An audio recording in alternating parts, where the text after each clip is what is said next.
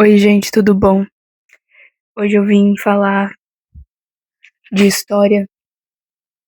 Gostaram da minha camiseta? Eu escolhi ela justamente por causa do tópico do vídeo, que é modernidade. A gente, meu Deus, a gente tá saindo daquela Idade Média, que tem esse nome porque ela fica entre duas idades, a antiguidade e a modernidade, então a Idade Média é essa média entre as duas. E a modernidade vai começar marcada por um movimento cultural, intelectual, econômico, teológico muito importante, que é o Renascimento. Eu não sei se eu posso começar a falar disso. Bom, o Renascimento, na verdade, ele se dá em uma grande escala. E o Renascimento econômico, que é assim que eu vou chamar o mercantilismo, no caso, né? É assim que a gente conhece o mercantilismo. O Renascimento econômico é basicamente essa nova forma, por quê? Por que tá renascendo, né? Por que carambas a gente tá chamando de Renascimento? O Petrarca, que é um pensador do Renascimento, vai olhar para a Idade Antiga, antiga não, para a Idade que acabou de acabar. Não, na cabeça deles não teve uma ruptura tão grande, mas no sentido de, tipo assim, agora que está tendo uma revolução cultural, intelectual, econômica, política e religiosa, todos os aspectos da cultura antiga, ou seja, da Idade Média, são vistos por esse historiador, o Petrarca, como essa Idade das Trevas. E o Renascimento, então, eles estão renascendo das trevas, eles estão se inspirando até que bastante na antiguidade. Ignorem que meu cabelo tá queridinho hoje, né? Porque eu não arrumei ele. Mas enfim. Então, o Petrarca tá falando isso. A gente tava numa idade das trevas, agora a gente tá, talvez, numa idade mais iluminada, o Renascimento. E no mercantilismo, a gente consegue ver muito uma diferença da Idade Moderna pra Idade Média. Porque na Idade Média, a gente vê uma descentralização econômica, política. A gente tá vendo os feudos. Os feudos são um grande marco da Idade Média. É cada um no seu canto, não tem comércio, tem trocas, ok, mas é tudo muito focado na subsistência, na estrutura interna do feudo. No interno, não tem nada a ver de comércio, de moeda, enfim. E aqui não. Aqui a gente tá vendo, junto com o renascimento político, o absolutismo, um fortalecimento das rotas comerciais. A gente lembra que lá no final da Idade Média tiveram as cruzadas, não sei o que, os feudos expandindo e tal. Nessa vibe toda de retomar o comércio com outros povos, começa a surgir também uma mudança política grande. E é aí que entram os estados nacionais na modernidade. Como é que se formaram? O que caralho são esses estados nacionais, né? Basicamente, ai, tô ficando sem ar. O Estado Nacional, ele parte de duas palavras, Estado e Nação. Uau, falei grandes novidades, né? O Estado é aquela coisa mais governamental, mais organizacional, mais burocrática, enfim. E a nação tem a ver com pertencimento. A gente tá saindo de uma época, então, em que cada um vivia no seu feudo, com o seu senhor feudal, e a gente tá indo pra uma época de agora vamos se unir, né? Vamos tentar nutrir uma esperança de formar uma nação, né? Isso que a gente está vendo no Estado Nacional. Ele vai ser caracterizado, então, por uma maior centralização do poder e uma unificação territorial. Então, todo um território vai passar pelos mesmos impostos, vai ter um exército contratado, né, agora, porque em vez de, na Idade Média, a moeda de troca que eles tinham era segurança. Então, o exército eram os próprios moradores do feudo, eles estavam lutando pela própria vida, mas quem ia para um feudo ia ter a segurança de seu senhor feudal, em troca dava do seu trabalho, enfim. Agora a moeda de troca é literalmente a moeda, é o dinheiro, é o ouro, né, o metal precioso, é o comércio. Então a moeda de troca tem a ver com isso agora, né? A modernidade, os reis veem o comércio como uma forma de fortalecer o seu poder também. A língua, a cultura e as fronteiras delimitam o poder do rei, o que faz com que exista uma unificação territorial. Então, essa é uma grande diferença política da Idade Média, que era descentralizada, para a modernidade, que é centralizada. Tá? A gente vai ver que existem 4 estados que são os primeiros a se formarem. 2 deles se formam, eles são de parzinho, né, que a gente vê Portugal, Espanha, Inglaterra e França. Portugal e Espanha se formam antes. E para a gente entender como é que se formaram Portugal e Espanha, a gente tem que se lembrar de uma coisa. Os muçulmanos, eles estavam se expandindo pela Europa, eles tinham se espalhado pela Europa e os muçulmanos estavam lá. Só que, o que aconteceu? Os caras ali da região, né, Portugal e Espanha, não existiam na época, mas já tinham ali alguns condados se formando, já tinham umas cidadezinhas se formando, assim, e eles não estavam curtindo aquela vibe dos espanhóis ali, porque tinham muitos cristãos ali. E, então, o que vai acontecer? Portugal vai ter... Calma aí que eu vou colar, gente, desculpa. Portugal e Espanha partem dessas guerras de reconquista, que são essas guerras, então, que os católicos fazem contra os muçulmanos para expulsar os muçulmanos daquele território e ficar só os católicos lá. Portugal vai passar por um processo de...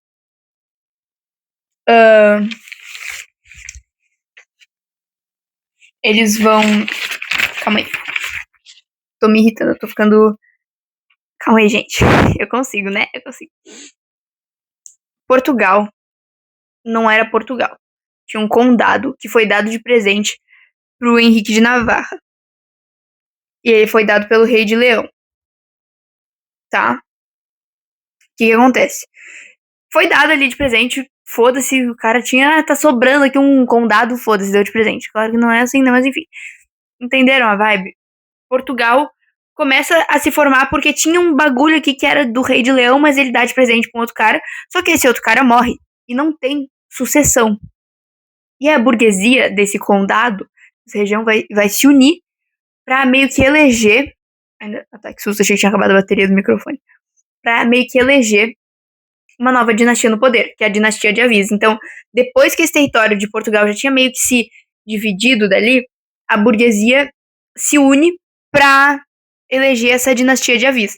Até porque o condado portucalense, ele tá meio ligado com a Espanha, mas eu não vou falar muito disso agora porque eu não tô com estudo suficiente para falar sobre isso. Mas eu tenho certeza que tem uma coisa a ver. Eu só não me lembro o que exatamente. Tá bom? Essa é a vibe de Portugal. E Espanha passa por quê? Vai ter, por conta desses muçulmanos, algumas regiões diferentes, que era o reino de Castela, de Aragão, e de Barcelona, e de sei lá mais que caralho. Eles vão começar a se unir, e vai ter a União dos Reis Católicos, que é o casamento de Fernando de Aragão e Isabel de Castela. E basicamente esses reinos vão se unir por conta dos muçulmanos. Então aqui o que a gente tá vendo, o nacionalismo ser fomentado por uma ameaça em comum. A guerra era um elemento de coesão desses grupos aqui. O que pode parecer um pouco contraditório, mas não é, na verdade. É a mesma coisa que tu vai ver em toda a história. Existem muitos grupos que se juntam no momento em que eles têm um inimigo em comum. E assim que esse inimigo vai embora, se desfazem. Mas aqui não foi isso. Aqui eles usaram os muçulmanos como uma coisa... Cara, tá muito estourada essa luz. Que cacete é isso? Não sei se vai mudar alguma coisa. Foda-se. Os muçulmanos eram esse inimigo em comum. E aí, então, Portugal vai ter a sua união, os burgueses com o rei ali, enfim, lá dentro. E Espanha vai ter a sua união lá dentro. Isso foi Portugal e Espanha. Isso aí tá acontecendo pros dois. Portugal é bem mais antes, é 1100 e poucos, 1300, enfim.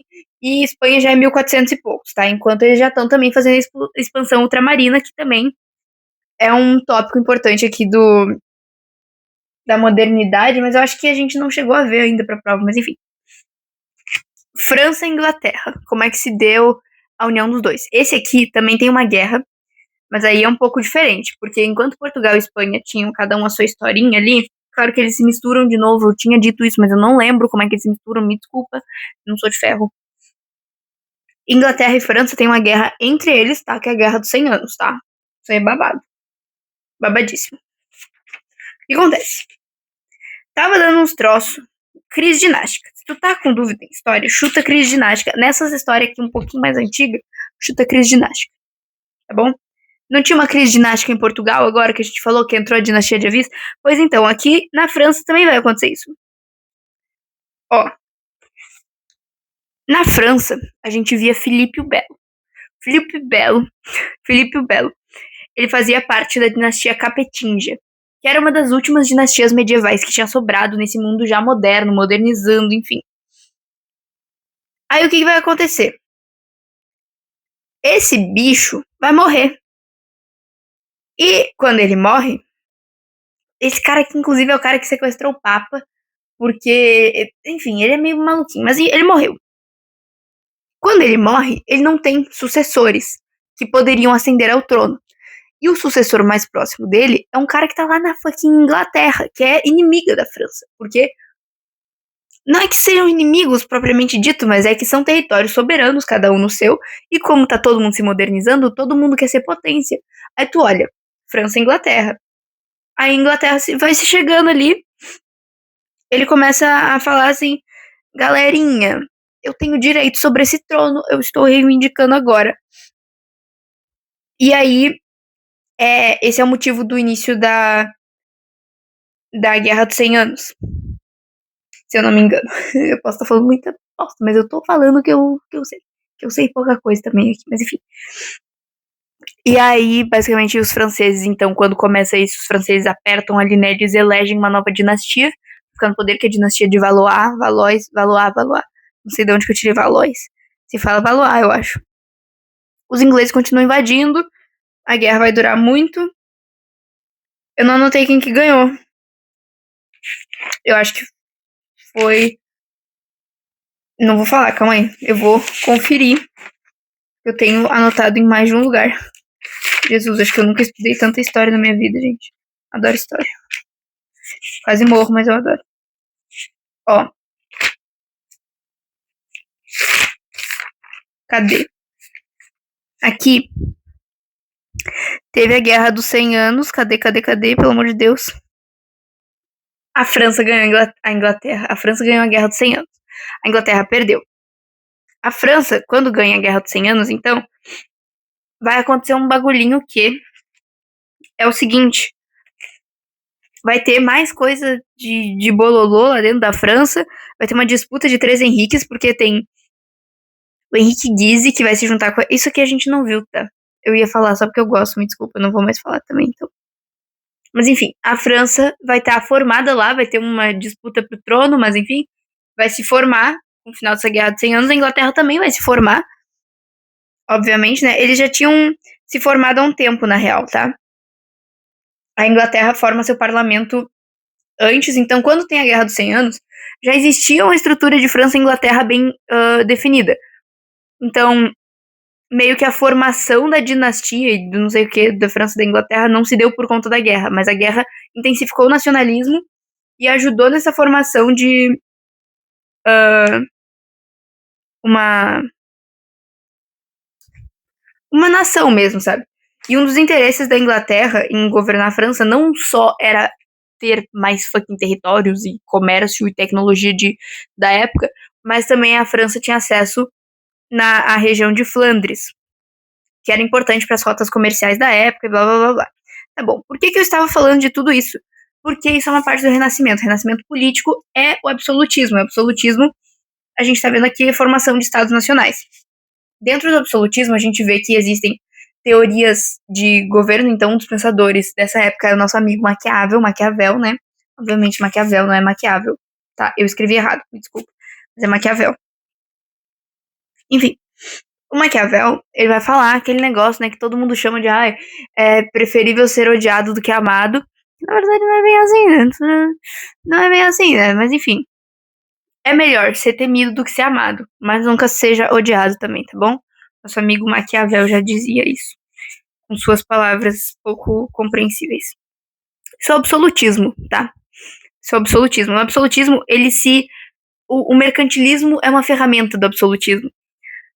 Porque, basicamente, então, eu falei daquela transição, né? Tá, beleza. O metalismo, que é o acúmulo de metais preciosos, que é um pressuposto do mercantilismo, ele funciona como esse controle, né? Que eu tinha dito que antes a moeda de troca entre os poderosos e os servidores era a proteção. E agora é o dinheiro, é a moeda. Então, por que é tão importante para o rei ter controle sobre as rotas comerciais, sobre a produção de mercadorias, enfim, dos seus países, dos seus estados-nação. Por conta disso, porque agora esse é o elemento que vai gerar controle sobre uma nação. E quando a gente tá falando da modernidade, lembra, a gente tá falando de centralização, então a gente tá falando de controle. Tá? Vamos ver o que mais eu preciso falar aqui. A gente tá vendo sistema colonial, então é nessa época aqui, meus amigos, eu acabei de falar, Espanha, 1492, isso aí não é quando os doidos lá estão chegando aqui na América, o Cristóvão Colombo lá? É, isso aí é expansão ultramarina no talo, então assim, tá olhando pra isso aqui, tu não fecha uma gaveta e abre a outra, isso aqui é tudo parte do mesmo, enquanto tá tendo essa expansão de conhecimento e de centralização de poder e ao mesmo tempo expansão ultramarina, é quando eles estão chegando aqui. E é por isso que também fomenta o próprio pensamento crítico. Porque tem choque de cultura, tem aquele Weltanschauung, aquela visão de mundo. Tem uma expansão disso tudo, tá? Então, os horizontes literalmente são maiores, né? Quando eles estão navegando e tudo mais. Taxas alfandegárias, eu acho que eu tinha falado sobre questão de impostos, que isso ajuda na formação de um Estado nacional.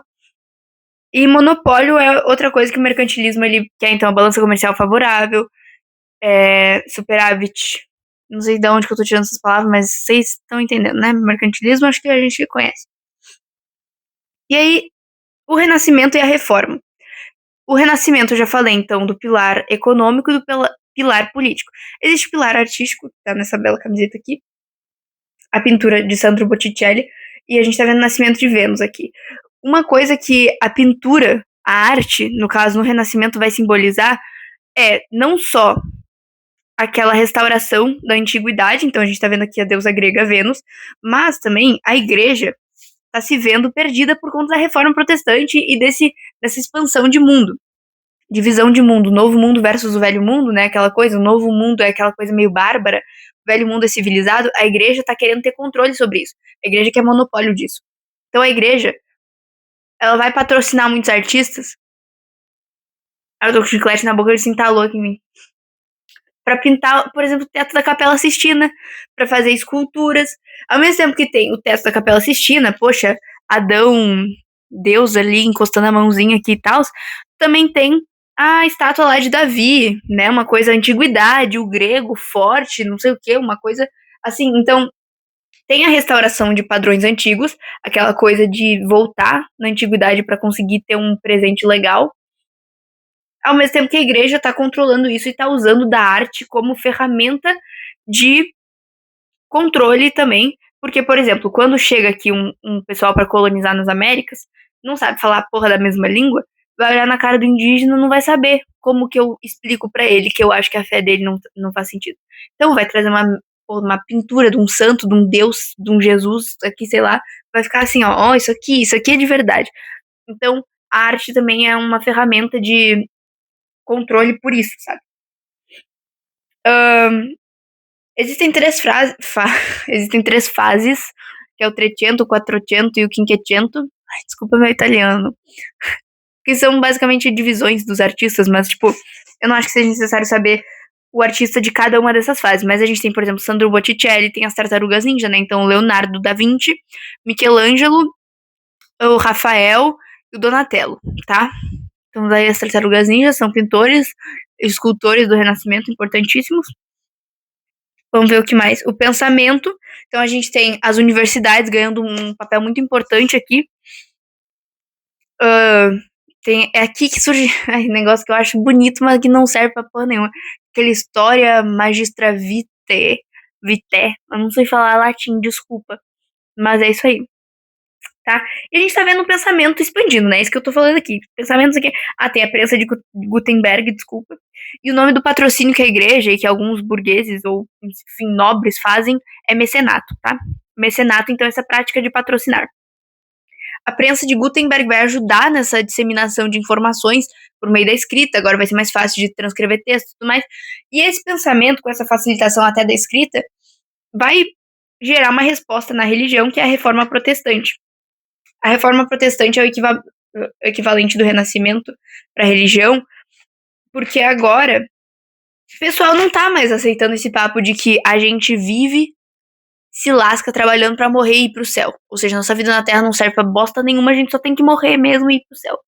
Porque essa é a mentalidade da Idade Média.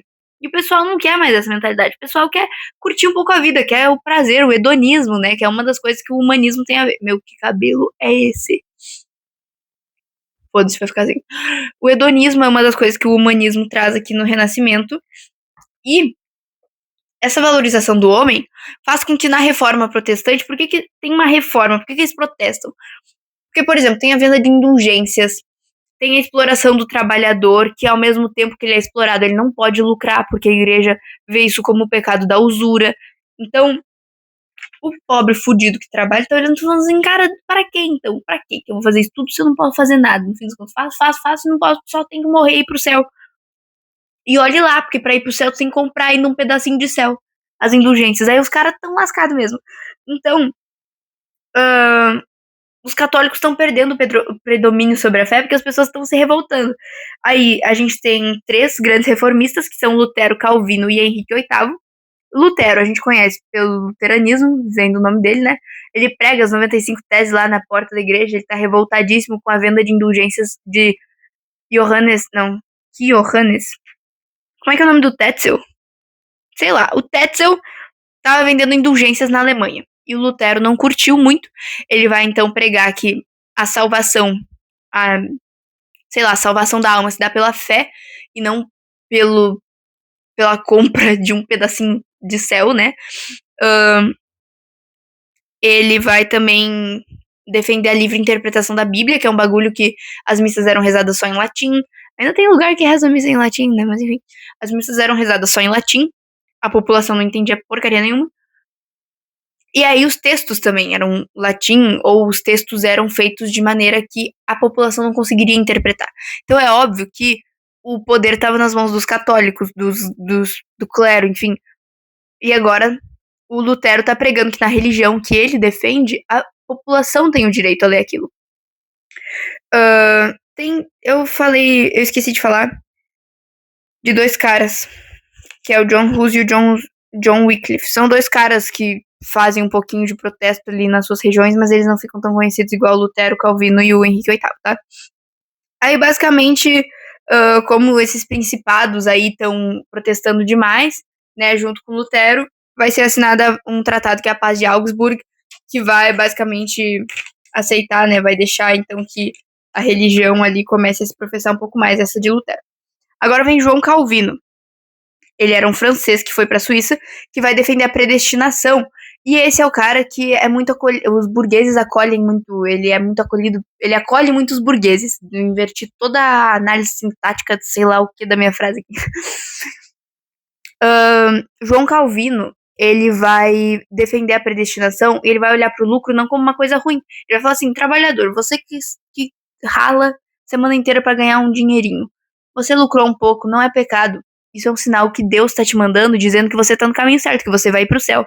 Aí tu pensa que esse tanto de burguês que tá começando a entrar na sociedade só agora, porque lá na burguês vem de burgo. Nos feudos eles não tinham espaço. No final do feudalismo é que eles conseguiram crescer um pouco. E agora que eles estão crescendo, a igreja vai falar que não pode. Aí vem um cara e fala assim: não, Deus tá falando que tu tá indo bem porque tu tá lucrando. Óbvio que o cara vai se ajoelhar nos pés do João Calvino, vai beijar os pés e. Enfim. Desculpa, eu tô com sono. E agora, por último, Henrique VIII, então. Henrique VIII, ele precisava ter um filho homem para ser seu sucessor. E digamos que ele decidiu ter algumas esposas aí pra tentar, né? E ele saiu matando as esposas dele e tal. Só que antes dele sair matando, ele tinha uma, tinha que divorciar pra ter outra. O Papa falou assim, cara, claro que não. Divórcio na igreja católica não pode. Ele falou, pois eu sou a minha religião agora. Vê se tem coisa mais absolutista do que o rei ser não só o rei, mas voltar a ser uma figura de religião máxima, sabe? Você tá olhando isso aqui, a última vez que teve isso foi quando? Fim de Roma, sei lá. Era lá que os caras eram a autoridade máxima religiosa e política. E agora, Henrique VIII vai peitar o Papa e falou assim, cara, me excomunga então pra ver. Aí o Papa excomungou Henrique VIII e falou, agora eu criei minha nova religião, o anglicanismo. A igreja anglicana, então o chefe é o rei. Então, pra quem é anglicano, sei lá. Pra quem pratica anglicanismo, o rei lá da Inglaterra agora é uma autoridade máxima pra eles, tá? E aí, então, o nome da lei que consolida isso é o ato de supremacia na Inglaterra, então Henrique VIII passa a ser não só a autoridade máxima política, como também religiosa, o que fortalece ainda mais o absolutismo com essa reforma dele. Só pra dar um gostinho do que vem por aí, né, é a contra-reforma. O que acontece? A Igreja Católica não vai ficar calada, ela tá vendo isso acontecer e vai falar assim, gente, mas que palhaçada é essa aqui na minha terra? E a Igreja Católica, então, vai fazer a Contra-Reforma, que é um movimento em que eles vão tentar reprimir a reforma protestante por meio de reuniões que eles vão organizar ali no início para ver o que eles podem fazer. Então, eles vão proibir livros, eles vão voltar com a ordem dos jesuítas, que a gente vai ver na colonização o que não vai acontecer, né? Então, nesses lugares que está tendo o protestantismo, tudo bem, só que aí Portugal e Espanha, que são católicos, quando eles vêm colonizar, não vem um bando de jesuítas, uns missioneiros, sei lá o quê, pra vir aqui catequizar os índios, catequizar os indígenas. Vem. Então, tem o Tribunal do Santo Ofício, de novo, tem a humilhação, morte em público, enfim. Esse é o cenário bonito. Lindíssimo dessa modernidade, desse renascimento. Imagina tu renascer com tanta esperança no ar, né? Enfim, gente, acabou. Era isso que vocês precisavam saber. Se vocês quiserem bater palmas pra mim, os autógrafos são só depois, tá? Mas podem aplaudir. Eu tô ouvindo uns barulhos estranhos, mas enfim, tchau.